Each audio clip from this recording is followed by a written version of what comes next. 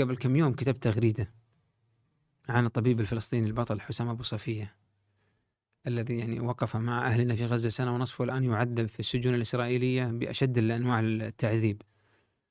فكتبت تغريدة في وجوب الوقوف معه، فأرسل لي صديق أكاديمي من فرنسا يقول لي: نايف، أنت لست ناشطا، أنت أكاديمي، فالأكاديمي ما يدخل في هذه القضايا، ما يدخل في هذه القضايا، هذه قضايا ناشطين صحفيين إلى آخره، بس أنت كأكاديمي مش وظيفتك هذه الأمور.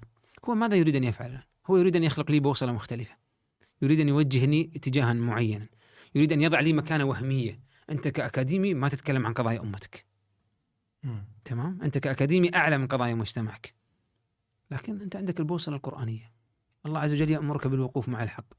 انتهت القضية، مش أنت تيجي تحدد لي معاييري، أنا عندي بوصلة إلهية، انتهت القضية. والله لو الغرب والشرق كله يجتمع على بوصلة تخالف البوصلة القرآنية لن ألتفت إليها.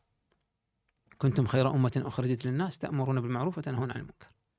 تقول لي قضايا مجتمع وانت خليك فقط في الأكاديمية محصور في مكتبك، وكل غايتك أنك تنشر أبحاث في مجلات اللي يسمونها المجلات هذه المصنفة Q1 و Q2 إلى آخره.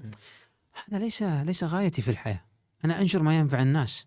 أنا إذا كان الحق يحتاج وقوفا سأقف معه بقدر استطاعتي، وين في مكان أنا أستطيع أن أقف معه سأقف معه.